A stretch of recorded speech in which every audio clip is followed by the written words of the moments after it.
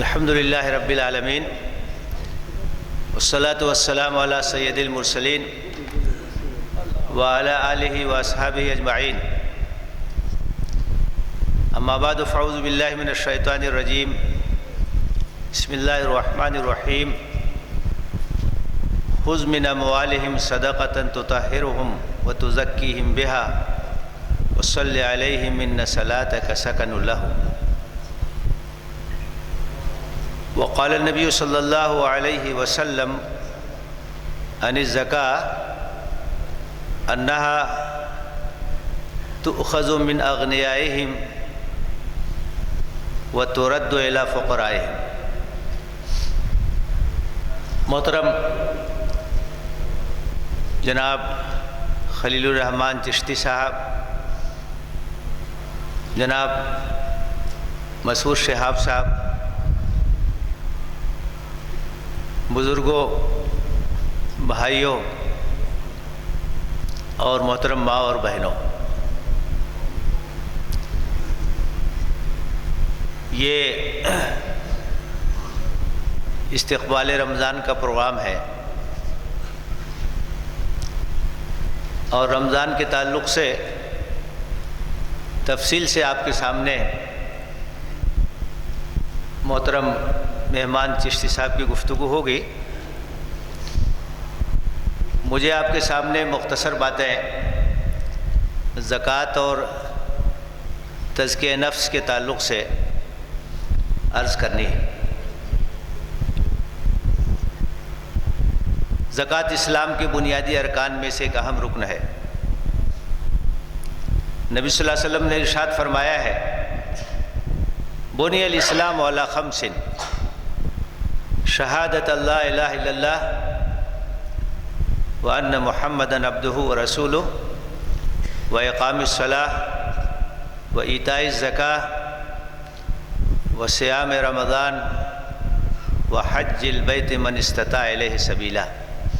اسلام کی عمارت 5 بنیادوں پر کھڑی ہے۔ اس بات کی گواہی دینا کہ اللہ کے سوا کوئی معبود نہیں اور محمد صلی اللہ علیہ وسلم اللہ کے بندے اور اس کے رسول ہیں، نماز قائم کرنا، زکوٰۃ ادا کرنا، رمضان کے روزے رکھنا اور جو صاحب استطاعت ہیں اللہ کے گھر کا حج کرنا۔ یہ ارکان خمسہ ہیں، 5 بنیادی ستون ہیں جن پر اسلام کی عمارت قائم ہے، اور ان میں ایک اہم ستون زکوٰۃ ہے۔ قرآن مجید میں بہت سارے مقامات پہ، 70 سے زائد مقامات پہ نماز کے ساتھ زکوٰۃ کا ذکر کیا گیا ہے۔ اس سے اندازہ ہوتا ہے کہ زکوٰۃ کی کتنی اہمیت ہے اور کتنی فضیلت ہے۔ اسلام لانے کے بعد 2 طرح کے حقوق عائد ہوتے ہیں، ایک کو ہم حقوق اللہ کہتے ہیں اور دوسرے کو حقوق العباد کہتے ہیں۔ نماز حقوق اللہ میں سر فہرست ہے اور زکوٰۃ حقوق العباد میں سر فہرست ہے، اور آدمی کا ایمان مکمل نہیں ہوتا جب تک کہ وہ دونوں حقوق کو ادا نہ کرے۔ اللہ کے حقوق کو بھی ادا کرنا ہے اور اللہ کے بندوں کے حقوق کو بھی ادا کرنا ہے۔ بعض پہلوؤں سے حقوق العباد کی اہمیت بہت زیادہ ہے۔ اللہ تعالیٰ کے حقوق کی ادائیگی میں کچھ کوتاہی ہوگی، اللہ تعالیٰ معاف کر سکتا ہے، لیکن بندوں کے حقوق کی ادائیگی میں اگر کوتاہی ہوگی تو اللہ تعالیٰ اسے معاف نہیں کرے گا۔ ایک بار اللہ کے رسول صلی اللہ علیہ وسلم نے صحابہ سے پوچھا، اتدرون من المفلس، کہ تم جانتے ہو مفلس کون ہے؟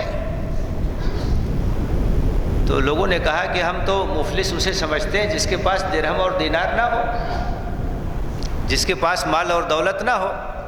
آپ نے کہا کہ نہیں، میری امت میں مفلس وہ ہے جو قیامت کے دن اس حال میں آئے گا کہ اس کے پاس نماز بھی ہیں، روزے بھی ہیں، زکوٰۃ بھی ہے، صدقات بھی ہیں، خیرات بھی ہیں، لیکن اس کے ساتھ کسی کو گالی دی ہے، کسی کو ستایا ہے، کسی کا حق مارا ہے، تو ان تمام مظلومین کو اکٹھا کیا جائے گا اور اس کی نیکیاں ان کو دی جائیں گی۔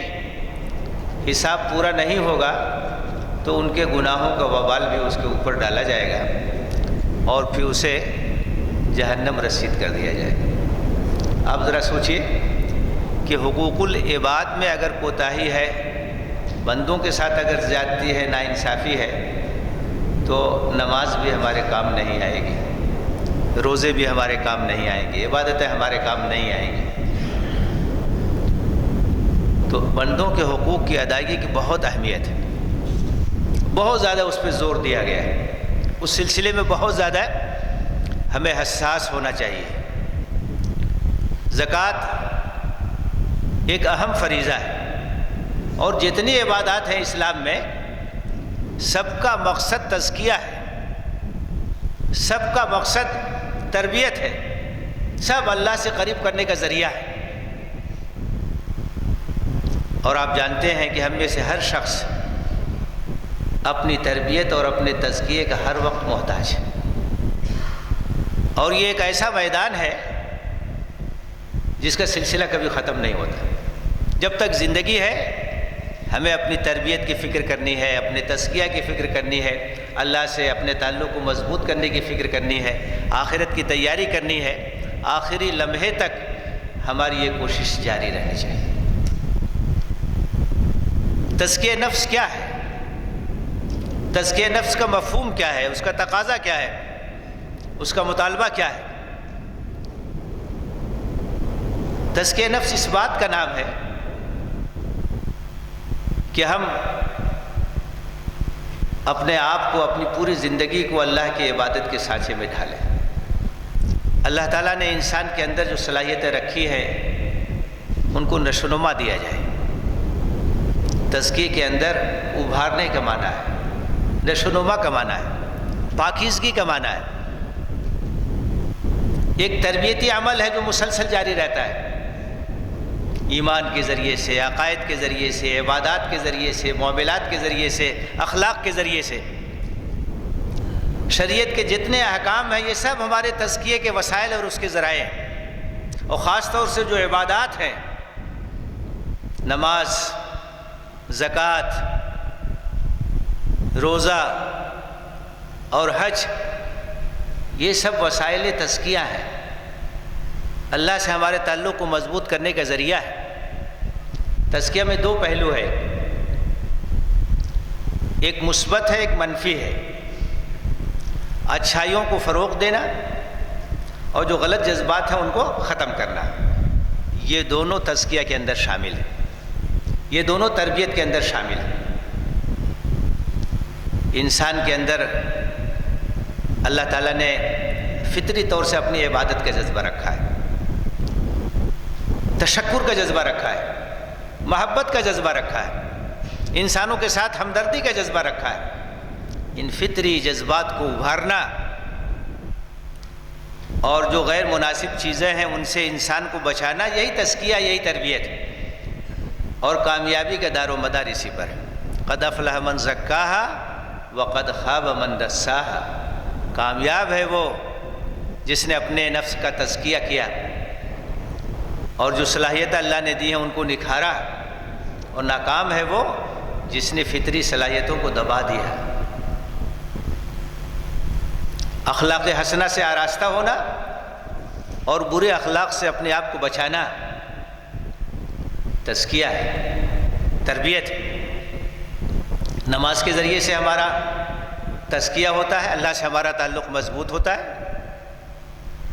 نماز اللہ کی یاد کا نام ہے، اللہ کے ذکر کا نام ہے، اللہ سے محبت کو بڑھانے کا ذریعہ ہے۔ اقیم الصلاۃ لذکری، نماز قائم کرو میری یاد کے لیے۔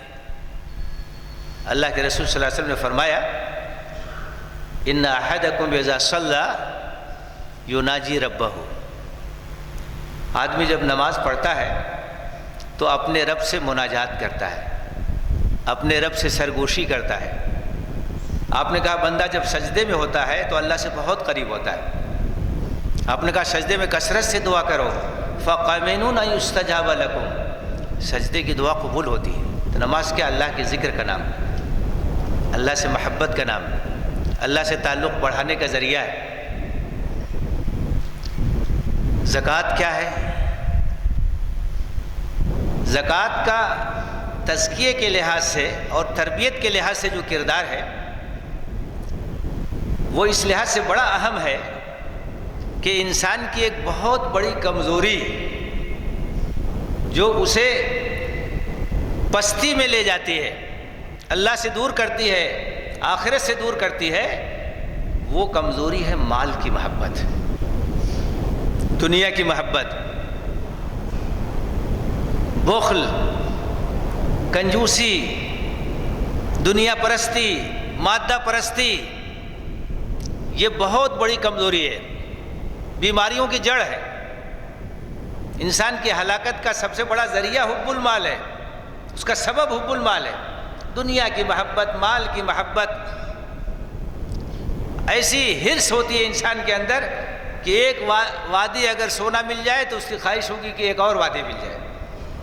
99 کے بعد 100 کا چکر ہمیشہ لگا رہتا ہے۔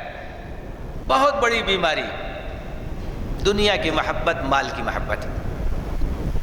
اسی لیے قرآن میں کہا گیا ہے وَمَن یُوقَ شُحَّ نَفْسِهِ فَأُولَٰئِکَ هُمُ الْمُفْلِحُونَ، جو لوگ نفس کی تنگی، بخل اور کنجوسی سے بچا لیے گئے وہ کامیاب لوگ۔ بار بار یہ حقیقت واضح کی گئی ہے قرآن کے اندر، احادیث کے اندر، کہ اس دنیا کی کوئی حقیقت نہیں ہے، اس کی کوئی حیثیت نہیں ہے، یہ سب فنا ہونے والی چیز ہے، ختم ہونے والی چیز ہے۔ جو چیز اللہ کے پاس ہے وہ باقی رہنے والی۔ ما عندکم ینفد وما عند اللہ باق، جو کچھ تمہارے پاس ہے یہ فانی ہے، جو اللہ کے پاس ہے وہ باقی رہنے والی چیز۔ اللہ کے رسول صلی اللہ علیہ وسلم نے فرمایا لو کانت الدنیا تعدل جناح بعوضۃ ما سقى اللہ کافرا منها شربۃ ماء، کہ دنیا کی حیثیت اگر ایک مچھر کے پر کے برابر بھی ہوتی تو ایک کافر کو، ایک سرکش کو، ایک نافرمان کو ایک گھونٹ پانی بھی نصیب نہیں ہوتا۔ تو امتحان کی جگہ اللہ تعالیٰ سب کو دیتا ہے، کسی کی روزی کشادہ کر دیتا ہے، کسی کی تنگ کر دیتا ہے، آزمائش ہے، امتحان ہے۔ مال کی محبت یہ بہت بڑی بیماری ہے۔ بزرگوں نے کہا ہے کہ مال ایک ایسی چیز ہے جس کو ہاتھ میں رکھو، جیب میں رکھو، لیکن دل میں مت رکھو۔ وہ دل میں رکھنے کی چیز نہیں ہے، دل میں اللہ کی محبت ہونی چاہیے، اللہ کی رضا کو حاصل کرنے کا جذبہ ہونا چاہیے، جنت کی تڑپ ہونی چاہیے۔ زکوٰۃ کا کردار یہ ہے تزکیہ کے لحاظ سے کہ مال کی محبت کو دل سے نکالتی ہے۔ یہ ایک ایسا فریضہ ہے جس کے ذریعے سے آدمی شوہ نفس کی بیماری سے بچتا ہے۔ زکوٰۃ اور انفاق اور صدقات اور خیرات کی بار بار تاکید کی گئی ہے تاکہ مال کی محبت اور دنیا کی محبت یہ ہمارے دل سے نکلے اور ہمیں یہ احساس ہو کہ جو کچھ ہے سب اللہ کی امانت ہے، ہمارے پاس ایک امانت کی شکل میں ہے، اور اس کے سلسلے میں اللہ تعالی ہم سے سوال کرے گا۔ قیامت کے دن جو سوالات ہوں گے اس میں مال کے تعلق سے 2 سوال ہوگا، من این اکتسبہ وفیما انفقہ، کہاں سے کمایا اور کہاں خرچ کیا۔ نہ تو مال کمانے کے سلسلے میں ہم آزاد ہیں اور نہ اس کو خرچ کرنے کے سلسلے میں آزاد۔ جائز اور حلال طریقے سے ہمیں کمانا ہے اور اس کو خرچ کرنا اس طریقے سے جس طریقے سے اللہ نے بتایا، اللہ کے رسول نے بتایا۔ زکوٰۃ کا جو لفظ ہے اس کے اندر طہارت کا معنی ہے، پاکیزگی کا معنی ہے، بڑھوتری کا معنی ہے، نشو و نما کا معنی ہے، برکت کا معنی ہے، اور زکوٰۃ کے ذریعے سے یہ تمام چیزیں حاصل ہوتی ہیں۔ اللہ کے رسول صلی اللہ علیہ وسلم کو حکم دیا گیا قرآن مجید میں خذ من اموالہم صدقۃ، اے نبی ان کے مال میں سے آپ وصول کیجئے صدقہ، زکوٰۃ۔ تطہرہم وتزکیہم بہا، اس کے ذریعے سے ان کو پاک کیجئے اور ان کا تزکیہ کیجئے اور ان کے لیے دعا کیجئے، آپ کی دعا ان کے لیے باعث سکون و راحت ہے۔ زکوٰۃ کا بنیادی مقصد یہی ہے کہ دل سے مال کی محبت نکلے، دنیا کی محبت نکلے، اللہ کی محبت ہے، اللہ سے تعلق مضبوط ہو۔ تو تزکیہ نفس کا یہ بڑا اہم پہلو ہے، اور زکوٰۃ کا اس میں کردار بہت زیادہ ہے۔ اگر پابندی کے ساتھ، پورے اہتمام کے ساتھ زکوٰۃ نکالی جائے، صدقات اور خیرات کا اہتمام کیا جائے، تو دل سے مال کی محبت نکلتی ہے، مال بھی پاک ہوتا ہے، دل بھی پاک ہوتا ہے، اور مال میں برکت بھی ہوتی ہے، اس میں اضافہ بھی ہوتا ہے۔ اللہ کے رسول صلی اللہ علیہ وسلم نے فرمایا کہ صدقہ اور خیرات سے مال میں کمی نہیں ہوتی ہے، اس میں اضافہ ہوتا ہے، برکت ہوتی ہے، بڑھوتری ہوتی ہے۔ تو زکوٰۃ کا کردار اس لحاظ سے بہت اہم ہے کہ ہمارے دلوں کو پاک کرنے کا ذریعہ ہے، مال کی محبت نکالنے کا ذریعہ ہے، اور اس کا ایک بہت بڑا فائدہ یہ ہوتا ہے کہ سماج کے اندر ایک دوسرے سے محبت پیدا ہوتی ہے۔ آج آپ دیکھیے، دشمنیاں ہیں، عداوتیں ہیں، نفرتیں ہیں، طبقاتی کشمکش ہے۔ اللہ کی حکمت ایسی ہے کہ سماج میں کچھ امیر ہوتے ہیں، کچھ غریب ہوتے ہیں، تو اگر امیر لوگ غریبوں کا حق نہیں پہچانیں گے، ان کی مدد نہیں کریں گے، ان سے ہمدردی نہیں رکھیں گے، تو امیر اور غریب کے درمیان خلیج پیدا ہوگی، نفرت پیدا ہوگی، دشمنی پیدا ہوگی، اور سماج میں ایک طرح کی طبقاتی کشمکش ہوگی جس کا آپ مشاہدہ کر رہے ہیں۔ لیکن اگر مالدار مال میں جو اللہ کا حق ہے، غریبوں کا حق، اس کو پہچانیں، ٹھیک سے نکالیں، غریبوں تک پہنچائیں، ان کی مدد کریں، آپس میں محبت پیدا ہو، طبقاتی کشمکش ختم ہو جائے گی، سماج کے اندر سکون پیدا ہو جائے گا، اور اس کی وجہ سے خوشحالی بھی آئے گی، برکت بھی ہوگی۔ تاریخ نے ایسا دور بھی دیکھا ہے کہ لوگ زکوٰۃ لے کے تلاش کرتے تھے اور مستحقین زکوٰۃ نہیں ملتے تھے۔ اللہ کے احکام پر جب عمل ہوتا ہے تو کتنی برکت ہوتی ہے۔ غربت کے مسئلے کا حل ہے، غریبی کا حل ہے زکوٰۃ، صدقات اور خیرات، اور اسلام کا جو نظام انفاق ہے۔ اگر پوری ایمانداری کے ساتھ، صحیح جذبات کے ساتھ زکوٰۃ کا اہتمام کیا جائے، سماج کی تصویر بدل جائے گی، ایسی محبت پیدا ہوگی۔ اللہ کے رسول صلی اللہ علیہ وسلم نے فرمایا زکوٰۃ کے بارے میں، زکوٰۃ کیا ہے؟ یہ اللہ کا عائد کیا ہوا ایک فریضہ ہے، تُؤْخَذُ مِنْ أَغْنِيَائِهِمْ فَتُرَدُّ إِلَىٰ فُقَرَائِهِمْ، جو مالدار ہیں ان سے زکوٰۃ لی جاتی ہے اور سماج میں جو غریب لوگ ہیں ان تک پہنچائی جاتی ہے۔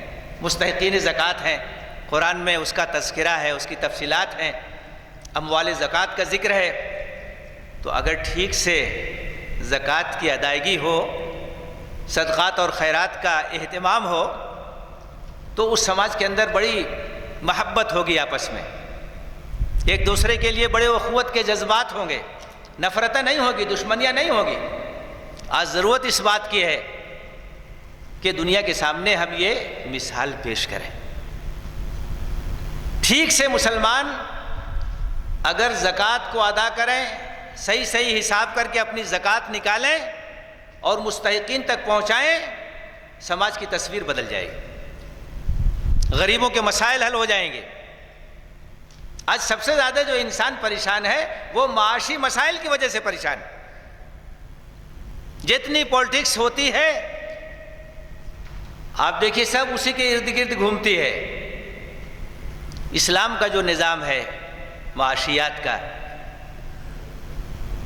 وہ ایک آئیڈیل ہے، وہ ایک نمونہ ہے، لیکن افسوس ہے کہ ہمارے معاشرے میں ٹھیک سے اس پر عمل نہیں ہو رہا۔ اگر ہم زکوٰۃ کی اہمیت کو محسوس کریں، ٹھیک سے ہم زکوٰۃ ادا کریں، اس کا نظام اور سسٹم صحیح ہو، مستحقین تک پہنچائیں، تو اس کے فوائد اور ثمرات سے دوسرے لوگ بھی واقف ہوں گے، اور ان کے سامنے بھی ایک مثال ہوگی بڑا فرق ہے زکوٰۃ میں اور ٹیکس میں۔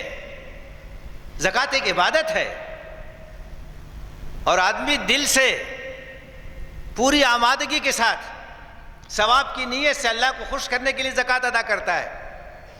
ٹیکس کا معاملہ آپ جانتے ہیں کہ بددلی کے ساتھ بادل ناخواستہ چھپنے کے جتنے راستے ہیں ان راستے کو اختیار کرتا ہے، بچنے کے راستوں کو اختیار کرتا ہے۔ بہت فرق ہے۔ آج ضرورت اس بات کی ہے کہ ہم زکوٰۃ کی اہمیت کو محسوس کریں، ہماری خواتین بھی زکوٰۃ کی اہمیت کو محسوس کریں، زکوٰۃ کے جو اموال ہیں اس کی تفصیلات باقاعدہ معلوم کریں۔ سونے اور چاندی میں زکوٰۃ ہے، زیورات میں زکوٰۃ ہے، مال تجارت میں زکوٰۃ ہے، مویشیوں میں زکوٰۃ ہے، زمین سے جو پیداوار ہوتی ہے اس میں زکوٰۃ ہے، ان کی تفصیلات ہیں، الگ الگ شرائط ہیں، ہمیں معلوم کرنا چاہیے اسے، اہل علم سے پوچھنا چاہیے، کتابوں کا مطالعہ کرنا چاہیے تاکہ ہم اس اہم عبادت کو ٹھیک طریقے سے انجام دے سکیں۔ اور آپ اندازہ کیجئے کہ اسلام میں اتنی اہمیت ہے زکوٰۃ کی کہ نبی صلی اللہ علیہ وسلم کی رحلت کے بعد خلیفہ اول حضرت ابوبکر صدیق رضی اللہ تعالیٰ عنہ کے زمانے میں کچھ لوگوں نے جب یہ زکوٰۃ دینے سے انکار کیا تو آپ نے ان کے خلاف جنگ کا اعلان کیا، مانعین زکوٰۃ سے آپ نے جنگ کا اعلان کیا۔ اور شروع میں حضرت عمر کو کچھ تردد تھا کہ کلمہ گو ہیں، ان کے خلاف ہم کیسے جہاد کریں، تو حضرت ابوبکر نے سمجھایا ان کو اور کہا واللہ لأقاتلن من فرق بین الصلاۃ والزکاۃ، اللہ کی قسم میں ان سے جنگ کروں گا جنہوں نے نماز اور زکوٰۃ میں فرق کیا ہے، کہہ رہے ہیں کہ ہم نماز پڑھیں گے زکوٰۃ نہیں دیں گے۔ یہاں تک کہا کہ اللہ کے رسول صلی اللہ علیہ وسلم کے زمانے میں زکوٰۃ کے اونٹ کو باندھنے کے لیے جو رسی دیتے تھے وہ رسی بھی اگر نہیں دیں گے تو میں ان کے خلاف جنگ کروں۔ حضرت عمر کو بھی اطمینان ہو گیا اور مانعین زکوٰۃ کے خلاف جنگ کا اعلان ہوا۔ اس سے آپ اندازہ کیجئے کہ زکوٰۃ کی کتنی اہمیت ہے۔ مال پاک نہیں ہو سکتا ہے اگر اس میں سے زکوٰۃ نہ ادا کی جائے، اور قرآن مجید میں بڑی شدید وعید ہے والذین یکنزون الذھب والفضة ولا ينفقونها فی سبیل اللہ فبشرھم بعذاب علیم۔ جو لوگ سونا اور چاندی مال کو سینت کے رکھتے ہیں، سمیٹ کے رکھتے ہیں، اکٹھا کر کے رکھتے ہیں اور اللہ کے راستے میں خرچ نہیں کرتے، ان کو دردناک عذاب کی اطلاع دے دو، باخبر کر دو۔ اس دن وہی ان کا مال آگ میں تپایا جائے گا اور اس کے ذریعے سے ان کی پیشانی کو، ان کی پیٹھ کو، ان کے پہلوؤں کو داغا جائے گا اور کہا جائے گا ھذا ما کنزتم لانفسکم، یہ تمہارا مال ہے جس کو تم نے سینت کے رکھا تھا، فذوقوا ما کنتم تکنزون، تو اس کا مزہ چکھو۔ کتنی شدید وعید ہے۔ اللہ کے رسول نے فرمایا ہے کہ جو لوگ مال جمع کر کے رکھتے ہیں، زکوٰۃ نہیں ادا کرتے ہیں، اللہ کے بندوں کا حق نہیں ادا کرتے ہیں، وہ مال قیامت کے دن ایک گنجے سانپ کی شکل میں آئے گا اور ان کے گلے کا طوق بنے گا۔ جس مال کے پیچھے یہاں ہم اپنی پوری زندگی لگا دیتے ہیں، کھپا دیتے ہیں اور اس کو سمیٹنے کے لیے لاکھ جتن کرتے ہیں، وہ مال ہمارے لیے کیا بنے گا، اس حدیث میں اس کی نشاندہی کی گئی۔ تو میرے بھائیوں اور میرے بزرگوں، زکوٰۃ ایک انتہائی اہم فریضہ ہے، اور زکوٰۃ کے علاوہ قرآن نے اور حدیث میں صدقات اور خیرات اور انفاق پہ ابھارا گیا ہے۔ اللہ کے رسول صلی اللہ علیہ وسلم نے اسوہ پیش کیا ہے کہ آدمی اللہ کے مال کو امانت سمجھے، اللہ کے راستے میں خرچ کرے، اللہ کے بندوں کی مدد کرے۔ یسألونک ماذا ينفقون قل العفو، لوگ پوچھتے ہیں کہ کیا خرچ کریں۔ آپ ذرا سوچئے کیا مزاج تھا اور اللہ کے رسول صلی اللہ علیہ وسلم کی تربیت کا کیا نتیجہ تھا۔ جیسا ذہن ہوتا ویسے سوالات پیدا ہوتے ہیں۔ لوگ پوچھتے تھے کیا خرچ کریں، کتنا خرچ کریں، کہہ دو کہ جو ضرورت سے فاضل ہے سب خرچ کرو۔ کیسی کیسی مثالیں ہیں کہ پورا پورا قافلہ، سینکڑوں اونٹوں پر لدا ہوا مال اللہ کے راستے میں خرچ کر دیتے تھے۔ یہ مزاج بنانے کی ضرورت ہے۔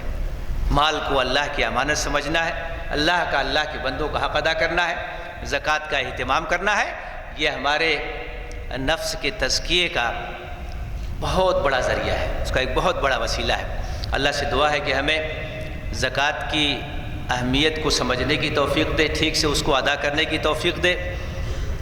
اللہ تعالیٰ اپنے راستے میں مال خرچ کرنے کی توفیق دے، صحیح نیت کے ساتھ، اخلاص کے ساتھ، اور اسے شرف قبولیت سے نوازے۔ آمین۔